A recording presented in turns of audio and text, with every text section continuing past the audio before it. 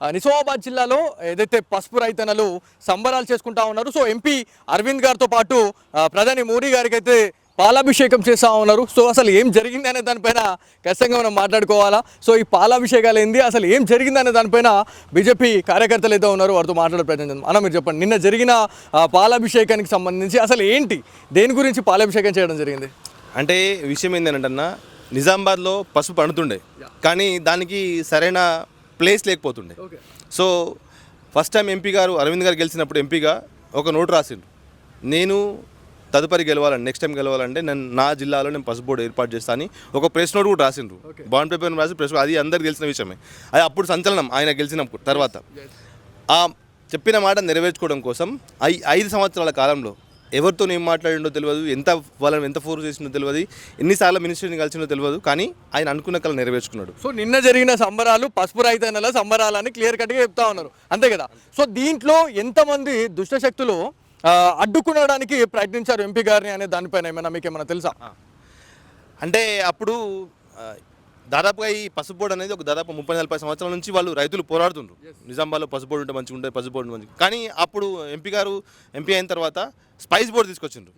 Spice board తీసుకొచ్చిన తర్వాత అప్పుడున్న బీఆర్ఎస్ గవర్నమెంట్ ఏం చేసిందంటే, స్పైస్ బోర్డు అసలు ఉత్త మాటలే అని చెప్పడం తప్ప చేయడమే ఉండని అప్పుడు చాలా విమర్శించారు కాంగ్రెస్ వాళ్ళు కావచ్చు. మనకి ఆ వాల్యూ తెలియకనా, లేకపోతే ఒకవేళ స్పైస్ బోర్డు వచ్చిన తర్వాత ఇది ఒకవేళ పాపులర్ అయితే రైతన్నలకు ఉపయోగపడితే మళ్ళీ బీజేపీ ఇక్కడ ఇంకా స్ట్రాంగ్ అవుతుంది అనే ఒక స్ట్రాటజీతో ఇదంతా కూడా వాళ్ళు కొట్టిపాడేయడం జరిగిందా? దానికి మీరు అన్నట్టు ఒక కారణమే. ఎందుకంటే అప్పుడు ఉన్న టీఆర్ఎస్ గవర్నమెంట్ కానీ బీఆర్ఎస్ గవర్నమెంట్ కానీ కవితను ఓడగొట్టిన తర్వాత, ఎందుకంటే కేసీఆర్కి కొంచెం మనసులో ఏదో ఎక్కడో గుచ్చుకొని ఉంటుంది. ఎందుకంటే రూలింగ్లో ఉన్న గవర్నమెంట్ అంటే సీఎం కూతురుని ఓడగొట్టిన తర్వాత ఆయనకు బాండ్ రాసిచ్చిండు. అంటే ఏదో చేస్తాడని కాదు, చేయడానికి కల విషయం, కానీ ఆయన రాసిచ్చిండు బాండ్. నేను ఒకవేళ పసుపు బోర్డు తీసుకొని రాకపోతే నేను రాజీనామా చేస్తే నా రాజకీయాలకి మొత్తం అంతం పలుకుతాను మాట్లాడిండు. సీఎం కూతురుని ఓడగొట్టిన తర్వాత వాళ్ళకి ఏం మాట్లాడో తెలియలే, ఏం అనాలో అర్థం కాలే. కాబట్టి వాళ్ళు ఏం చేస్తారంటే అరవింద్ గారి మీద, ఎంపీ గారి మీద అవాకులు చవాకులు ప్రతిసారి మీరు ప్రెస్ మీట్ పెట్టినప్పుడు కానీ, లేకపోతే ఎక్కడన్నా మీటింగ్లు అయినప్పుడు కానీ అన్నారు కానీ తీసుకురాలే. ఆ మధ్యలో ఎంపీ ఎలక్షన్స్ కన్నా ముందు, ఎమ్మెల్యే ఎలక్షన్స్ కన్నా ముందు కలెక్టర్ ఆఫీస్లో మీటింగ్ అయింది. స్వయాన మోడీ గారే వచ్చి నిజామాబాద్కి పసుపు బోర్డు ఏర్పాటు చేస్తున్నాం అన్న తర్వాత కూడా వాళ్ళకి మింగుడు పడలే. మోడీ అంటాడు చేస్తాడు కానీ చేయడు. కానీ మోడీ గారు గెలిచిన తర్వాత ఎన్ని దేశాలు తిరిగి ఎంతమందితో సమన్వయం చేసి ఇప్పుడు మొన్న జరిగిన సింధూర్ ఆపరేషన్లు కూడా దానికి ఒక కారణం అని చెప్పొచ్చు. ఎందుకంటే ఆయన ఫస్ట్ ఏమన్నారు, ఫస్ట్ 5 సంవత్సరాలు మోడీ గారు తిరుగుతున్నారు, దేశాలు తిరుగుతున్నారు, దేశం పట్టించుకుంటున్నారు. కానీ ఆయన తిరిగిన 5 సంవత్సరాల కాలం ఇప్పుడు మనం చాలా బెనిఫిట్, శత్రు దేశాలతో మనం ఎంత మిత్రతంగా ఉంటున్నాం అన్నది మనం అర్థం చేసుకోవాలి. అదేవిధంగా అరవింద్ గారు కూడా పట్టువదలని విక్రమార్కుడిలాగా ఆ 5 సంవత్సరాలు ఎవరు ఏమన్నా సరే నేను చెప్పిన మాట, పసుపు బోర్డు తీసుకొస్తా అన్న మాట నిలబెట్టుకోవాలి, ప్రజల్లో తిరగాలి, లేకపోతే నేను నా ఫేస్ని చూపెట్టుకోవాలన్న ఆలోచనతో మినిస్టర్స్ని కలిసి, ప్రధాని మోడీ గారిని కలిసి, అమిత్ షా గారిని కలిసి, ప్రతిసారి ఆయన కలిసిందంటే మినిస్టర్స్ పారిపోయేవాళ్ళట. మేము అక్కడక్కడ వింటాం. ఎప్పుడైనా మేము లాస్ట్ టైం మేము ఢిల్లీ ఎలక్షన్స్కి వెళ్ళినప్పుడు పార్లమెంట్కి వెళ్తే మీ అరవింద్ అసలు అసాధ్యుడు, అసలు ఏ మినిస్ట్రీ కనిపించిందంటే ఆ మినిస్టర్ వాళ్ళు ఉడుకుతున్నాడంట, మళ్ళీ ఏమడుగుతాడో అని. అంటే అంత పట్టుబట్టి నిజామాబాద్కి పసుపు బోర్డు తీసుకొచ్చి ఆ పసుపు బోర్డు 30-40 ఏళ్ళ సంవత్సరం నుంచి ఉన్న పసుపు బోర్డు కళను నెరవేర్చిండు. నిజంగా అంటే సొంత జిల్లాలో సాధించిన తర్వాత పసుపు రైతన్నల కళను నెరవేర్చిన తర్వాత పసుపు కార్యాలయాన్ని కూడా ఇవాళ నిజామాబాద్ జిల్లాలో ఏర్పాటు చేయడం అనేది నిజంగా చాలా మంది ఇలా సంబరాలు చేసుకుంటా ఉన్నారు. ప్రతి గ్రామంలో ఇలా టపాకాయలు పెట్టి ఏవైతే మోడీ గారికి కావచ్చు, లేకపోతే ఎంపీ అరవింద్ గారికి పాలాభిషేకం చేస్తూ ఉన్నారు. సో కార్యాలయం ఏర్పాటైన తర్వాత రైతన్నలకు ఎలాంటి బెనిఫిట్ ఉంటుంది అని అనుకుంటా ఉన్నారు అన్న. ఈ పాటికి అంటే పసుపు బోర్డు ఏర్పాటై కార్యాలయం లేకపోయినా సరే కార్యకలాపాలు నడుస్తున్నాయి. ఏర్పాటైన నాటి నుంచి బయర్ సెల్లర్స్ మీట్ పెట్టిండ్రు, తెలంగాణలో పెట్టిండ్రు, తమిళనాడులో పెట్టిండ్రు, అస్సాంలో పెట్టిండ్రు, గుజరాత్లో పెట్టిండ్రు. Buyer seller meet direct, exporters meet, buyer seller meet కూడా పెట్టిండ్రు.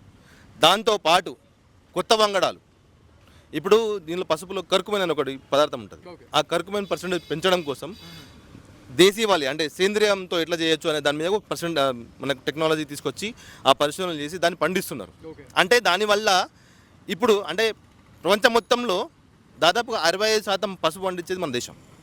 మన దేశమే అంటే వేల వేల టన్నులు కూడా ఎక్స్పోర్ట్ అవుతుందని చెప్పేసి మనం మాట్లాడుకుంటా ఉన్నాం. అసలు ఎంత పోతా ఉంది ఈ పసుపు బోర్డు ఏర్పాటు అయిన తర్వాత, ఎంత ఎక్స్పోర్ట్ అవుతా ఉంది మన దగ్గర, రానున్న రోజుల్లో ఎంత ఎక్స్పోర్ట్ అనేది పెరిగే అవకాశం ఉంటుంది? అంటే ఈ పాటికి పసుపోడు ఏర్పడిన కాంచెల్లే దాదాపు 1,860 కోట్ల పసుపు ఇప్పటి వరకు ఎక్స్పోర్ట్ అయింది ఓకే. వివిధ దేశాలకి. రాబోయే రోజులలో దాన్ని 6,000 కోట్లకు పెంచాలని ఆలోచన ఉన్నది. అటు మోడీ గారి గవర్నమెంట్, అటు మా ఎంపీ గారు, మా పసుపు బోర్డు చైర్మన్ పల్లగంగారెడ్డి గారు ఎవరైతే ఉన్నారో వాళ్ళ ఆలోచన. సో దానివల్ల ఎందుకంటే చెప్తున్నా, మొన్న మనోహరాబాద్లో పసుపు ఒక ఎంఎస్ఎంఈ కింద ఒక పసుపు ఫ్యాక్టరీ ఏర్పాటు చేసింది. దాన్ని ఏర్పాటు కూడా చేసుకున్నారు, దాని ఓపెనింగ్ అయింది, ఎంపీ గారు కూడా ఓపెన్ చేస్తారు. ఎందుకంటే ఆ చుట్టుపక్కల ఉన్న పసుపు రైతులు వాళ్ళు పండించిన పసుపుని తీసుకుపోయి అక్కడ పట్టించుకొని ఎక్స్పోర్ట్ చేయడానికి అవకాశం ఉంటుందని. అంటే ఇప్పుడు దానికి ఎందుకంటే ఇప్పుడు మన ఊళ్ళలో ఆర్గానిక్ పసుపుకి చాలా డిమాండ్ ఉంది. ఇప్పుడు రైతులు కూడా ఆర్గానిక్ పసుపు పండించడానికి చాలా ఉత్సాహంగా ఉన్నారు, ఎందుకంటే పసుపు బోర్డు ఏర్పడినప్పటి నుంచి. కాబట్టి రాబోయే రోజులలో దీంతో పాటు రైతులకి ఎక్కువ మేలు జరుగుతుంది. ఇంతకుముందు మనం పసుపు అమ్మాలంటేనే ఏదో సాంగ్లీకో లేకపోతే ఇంకెక్కడికో తమిళనాడుకో ఎక్కడికి పోతుంది. కానీ ఇప్పుడు మనకు బేస్ మొత్తం నిజామాబాద్ అయింది కాబట్టి నిజామాబాద్లోనే మనము అమ్మచ్చు, కొనొచ్చు, ఇక్కడ నుంచి ఎక్స్పోర్ట్ కూడా చేయొచ్చు. ఎందుకంటే మనకి ఇక్కడ నుంచి అన్ని రకాల ట్రాన్స్పోర్టేషన్ ఉన్నాయి, రైల్వే ట్రాన్స్పోర్టేషన్ ఉంది. ఒకవేళ డబ్లింగ్లో అయినదనుకోండి ఇంకా సులువు అవుతుంది. కాబట్టి రైతులు అనేటోళ్ళు దీని ద్వారా చాలా సంతోషంగా ఉన్నారు. దీంట్లో చాలా మంది రైతన్నలు ఏదైతే పసుపు అనగానే అంకాపూర్కి ప్రసిద్ధి, సో పెట్టిందే పేరు అని చెప్పేసి కూడా మనం మాట్లాడుతూ ఉన్నాం. సో రైతన్నలు ఎవరైతే ఉన్నారో పసుపు రైతన్నలు, అంకాపూర్ వాళ్ళు ఏదైతే ఆ చుట్టుపక్కల ప్రాంతాల్లో పసుపు వేసే రైతన్నలు, సో వాళ్ళు ఏమనుకుంటా ఉన్నారు దీని గురించి మరి? అన్న ఇప్పుడు ఒక రైతు పండించిన పంటని మన కళ్ళ ముందు అమ్ముతున్నామంటే ఎవరికైనా సంతోషం ఉంటుంది. అదట్టు మన నిజామాబాద్లో మనం పండించిన పంటను అమ్ముతున్నామంటే ఇంకా వాళ్ళకి 100 రెట్ల ఆనందం ఉంటుంది. కాబట్టి ఆ కళను నెరవేర్చినటువంటి మోదీ గారికి, రైతుల సమస్యను అర్థం చేసుకొని పసుపు బోర్డు ఏర్పాటు కృషి చేసినటువంటి మన ఎంపీ అరవింద్ గారికి, దాంతో పాటు దేశంలో ఎంతోమంది అంటే పసుపు బోర్డు ఏర్పాటు కోసం దేశంలో ఎన్నో రాష్ట్రాలు పోటీ పడ్డా అరవింద్ గారు పట్టుబట్టి మా నిజామాబాద్లోనే బోర్డు ఏర్పాటు చేయాలా, నిజామాబాద్ సంబంధించిన వ్యక్తే పసుపు బోర్డు చైర్మన్ ఉండాలా అని పల్లెగంగారెడ్డి గారిని నియమించి, దాంతో పాటు నిన్నటికి నిన్న పసుపు బోర్డు కార్యాలయం కూడా నిజామాబాద్లో ఏర్పాటు చేయడం జరిగింది. దీని వెనుక ఏదైతే ఈ పసుపు కార్యాలయం ఏదైతే ఉందో, ఈ బోర్డు కార్యాలయం ఏదైతే ఉందో, ఇది కూడా బీఆర్ఎస్కి సంబంధించినటువంటి ఒక క్యాంప్ ఆఫీస్గా మనము చెప్పుకుంటా ఉన్నాము. సో దీని వెనుక కూడా చాలామంది దుష్టశక్తులు చాలా పన్నాగం పండినాయి, అసలు కానివ్వకుండా చేశారు. మళ్ళీ తర్వాత ఏదైతే నిజామాబాద్లో కొంతమంది కాంగ్రెస్ నాయకులు కూడా ఎవరైతే ఎమ్మెల్యే స్థాయిలో ఉన్న వాళ్ళు కూడా దాన్ని రానియకుండా చేయనీయకుండా కూడా చాలామంది చేశారు అని చెప్పేసి కొన్ని ప్రచారాలు బయటకు వస్తూ ఉన్నాయి. సో ఇది ఎంతవరకు కరెక్ట్ అంటారు అన్న? ఇప్పుడు మనం ఒక మంచి పని చేస్తున్నామంటే కంపల్సరీ అడ్డుపడేటోళ్ళు అడుగడుగులు ఉంటారు. ఇప్పుడు మనం పసుపు బోర్డు వస్తుందంటేనే రాష్ట్రంలో పోయిన గవర్నమెంట్ ఇప్పుడున్న గవర్నమెంట్ చాలా భయపడింది. దట్టు మన నిజామాబాద్లో ఏర్పడిందంటే ఇంకా భయపడతారు. ఎందుకంటే ఆల్రెడీ ఒక డైనమిక్ లీడర్ ఇక్కడ ఉన్నాడు, దాన్ని ఎట్లా సాధించుకుంటాడు. కాబట్టి ఆ అడ్డుపడ్డ వ్యక్తులకి నేను ఒక చిన్న సూచన ఇస్తున్నా, డెవలప్మెంట్ ఆపలేరు ఎక్కడైనా సరే. ఇప్పుడు మనం ఒక విత్తనం వేసినామంటే అది 10 రోజులకో నెలకో విత్తనం మొలకెత్తుతుంది. సో మా పార్టీ ఏదైతే చెప్పిందో, అంటే మా అరవింద్ అన్న ఏదైతే చెప్పిండో, మోదీ గారు ఏదైతే చెప్తారో అది ఖచ్చితంగా నెరవేరుస్తారు. కాబట్టి వాళ్ళు క్యాంప్ కార్యాలయం ఇయ్యమన్నా సరే ఎంపీ గారి చొరవతోటి, పల్లెగంగారెడ్డి చొరవతోటి, ఇప్పుడున్న కాంగ్రెస్ ప్రభుత్వం R&B మినిస్టర్ ఎవరైతే ఉన్నారో రాజగోపాల్ గారు, వాళ్ళ చొరవతోటి నిజామాబాద్లో నిన్న పసుపు బోర్డు కార్యాలయం రూరల్ క్యాంప్ ఆఫీస్ దానిలో ఏర్పాటు చేయడం జరిగింది. రాబోయే రోజులలో క్యాంప్ ఆఫీస్ ఇక్కడే ఉంటుంది, ఎవరైనా రైతులు రావచ్చు, మాట్లాడచ్చు, చూడొచ్చు. ఎందుకంటే ఇన్ని రోజులు అన్నారు కదా మీ క్యాంపే లేదు, ఆఫీసే లేదు, ఎక్కడ కూర్చుంటారు, ఎక్కడ కొంటారు, ఏడ అమ్ముతారు. ఇప్పుడు మీ కళ్ళ ముందర ఆఫీస్ అయింది. అంటే కొన్ని పాలిటిక్స్ వింటుంటే చూస్తుంటే నిజంగా గుండె తరుకపోతుందని చెప్పుకోవాలి. ఎందుకంటే రైతన్నలండి, అక్కడ అభం శుభం తెలియని రైతన్నల జీవితాలతో ఆడుకుంటున్న వాళ్ళు చాలామంది ఉన్నారు. మళ్ళీ దట్టు నిజామాబాద్ జిల్లాలో ఉన్నటువంటి పొలిటీషియన్స్ కొంతమంది ఇట్లాంటి బోర్డ్స్ ఏవైతే ఉన్నాయో లేకపోతే ఇట్లాంటి కార్యాలయాన్ని రాకుండా చేయడం అనేది నిజంగా ప్రజల తరపున లేకపోతే రైతన్నల తరపున ఖచ్చితంగా యాజ్ ఎ జర్నలిస్ట్గా ప్రతి ఒక్కరు మాట్లాడాల్సిందే. అంటే ఎందుకు వీళ్ళు ఇంత డైజెస్ట్ కాలేకపోతా ఉన్నారు? అంటే ఎవరైతే ఎంపీ అరవింద్ గారు ఉన్నారో మరి అలా ఇంటి కోసం అయితే చేసుకోవట్లేదు. సో మరి నిజామాబాద్ జిల్లాతో పాటు యావత్ రాష్ట్ర ప్రజల కోసం ఇదంతా కూడా చేస్తున్నారు అనే ఒక సోయి లేకుండా వాళ్ళు ఇట్లాంటి పాలిటిక్స్ చేయడం అనేది నిజంగా బాధాకరం అని చెప్పేసి చాలామంది కామెంట్స్ పెడతా ఉన్నారు. సో దీని గురించి ఏం చెప్తారండి? అన్న, ఈ రోజులలో రైతు అనేది రాజ్యం లేదనంట. సైనికుడు బాధపడ్డప్పుడు, రైతు బాధపడ్డప్పుడు దేశం అనేది అతలకుతలం అవుతుంది. సైనికుడు బాధపడ్డా, ఇక్కడ రైతు బాధపడ్డా. ఎందుకంటే మనం లోపలికి 5 వేలు పోవాలంటే రైతు కష్టపడాలి. రైతు కష్టపడందే మనకు తిండి ఉండదు. బార్డర్లో సైనికుడు కష్టపడింది మనకు కంటికి నిద్ర ఉండదు. ఈ ఇద్దరు ఏడిచిన రోజు మనకు దేశం ఉండదు, మనిషి మనుగడ ఉండదు.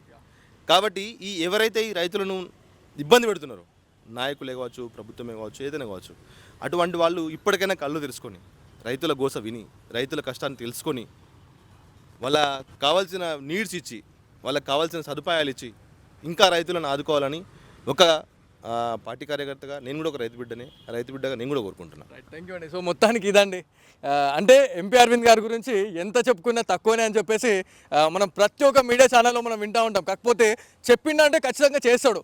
దాంతోపాటు హైకమాండ్ దగ్గరికి వెళ్తే ఎవరైతే మనకి సెంటర్లో ఉన్నటువంటి మినిస్టర్ దగ్గరికి వెళ్ళినా కూడా అరవింద్ గారిని చూసి పారిపోతుండేనంట.